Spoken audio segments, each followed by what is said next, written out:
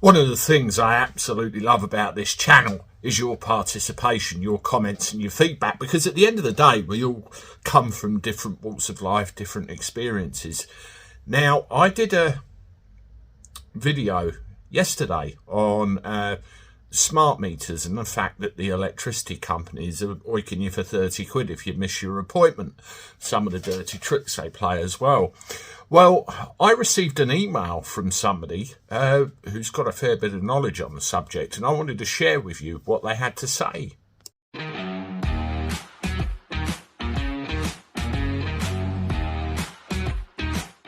Hello everybody, welcome back to the channel. Hope you're well, and thank you very much for visiting me again. Thank you very much for all the support. We're continuing to grow, and I have you to thank for it. Very much appreciated.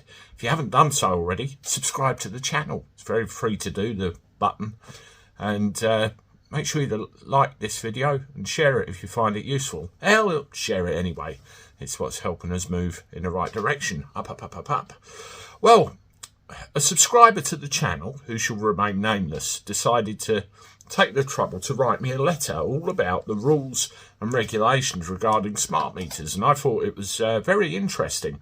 I wanted to share it all with you now, because a lot of the time in the press, and this is where a lot of my information comes from, things are sexed up, not necessarily true, and maybe exaggerated. I mean, what I do with a lot of the articles that we have, I check for the facts in about 3 or 4 different locations before I go, right, okay, we'll have some of that, and try and remain as factual as possible. But every now and again, you actually get an expert come in and, you know, tell you what the truth is.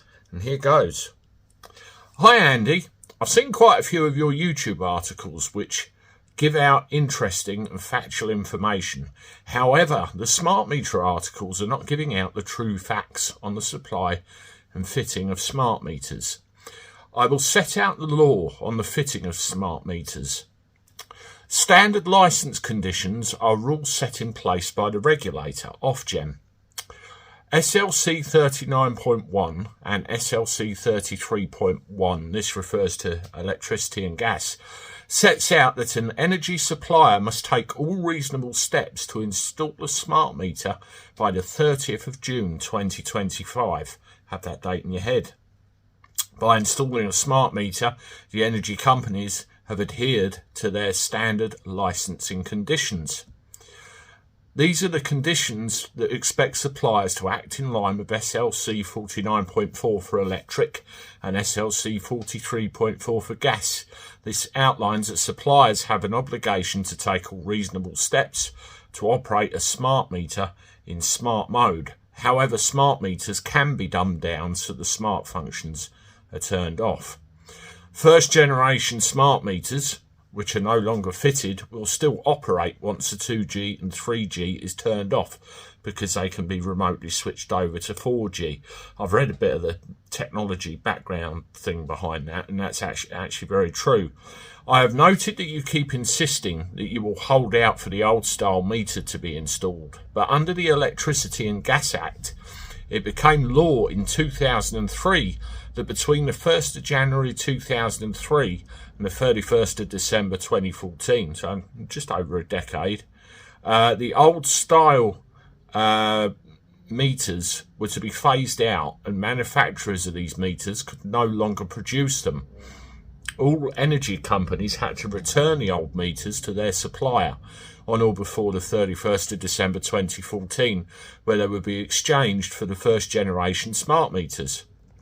So anyone who's informed you that they had one of the old meters installed after this date is not being truthful. The Electricity and Gas Act states that all meters must have a certification period by law, and once that certification end date is due to expire, that meter must be changed by law because it becomes obsolete and dangerous. If a person refuses access to their property, then the energy supplier will get an automatic court order to enter the property with the police, which will be by force if necessary, and that meter will be removed. If any persons try to prevent access, they will be arrested and charged under the Electricity and Gas Act and may face a term of imprisonment by the courts. Now, further to that, the electricity meters, he's clarified this in a further piece of information. They do actually have an expiry date on them, and this is documented.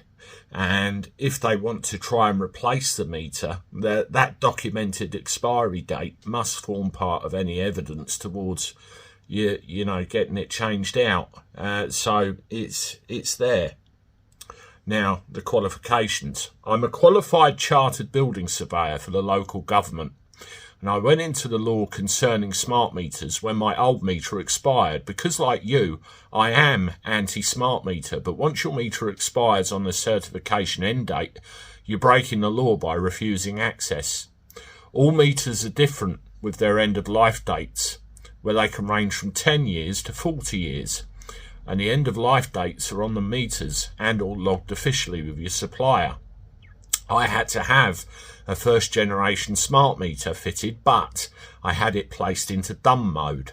The energy companies will inform you that they are not allowed to switch them off, but if you complain to the energy ombudsman, they will have that smart meter placed in dumb mode, which is a legally binding contract. The only way the energy companies can reinstate the function is to fully operate is when the government make it law that households must have a functional smart meter. You bet your bottom dollar that's coming. I just give my energy company my meter readings every 3 months and receive a paper bill through the post. I hope the above helps to clarify the law on smart meters. Certainly does. Very, very thorough. Very, very much appreciated. Thank you. So there you go. It's in black and white. Now, there is some further clarification here, which I will just find. Yeah, forgot to say this in the letter. The end of life span dates on meters. Energy companies are trying to trick customers into believing that their standard meters are at the end of life when they are not. And the customer should ask to see the manufacturer's official documents to prove this. And the energy company will have this document or check their meter for the end of life date. The energy company cannot get a magistrate's warrant to enter the customer's property unless they have the official end-of-life documentation. I remember in one of your videos that your energy company stated that your standard meters were at the end of life, but you stood your ground on this and they gave up. That's because they thought they could trick you, and they did not have any evidence or documentation to prove this to a magistrate. Smart meters also gather personal data, and the energy companies sell this or pass it on to other companies, which is legal unless you officially write to the energy company and request they cease to collect, use and pass on your data. Before I had my smart meter placed in dumb mode, I contacted the Information Commissioner's office and had to contact my energy company to enforce the fact they could no longer collect or use my data. I hope this helps you and your subscribers. Now that is some very important, very, meaningful clarification on this whole episode, smart meters subject, and I hope you found that useful. Anyway, I'm off. I'll see you shortly with one more. Toodaloo.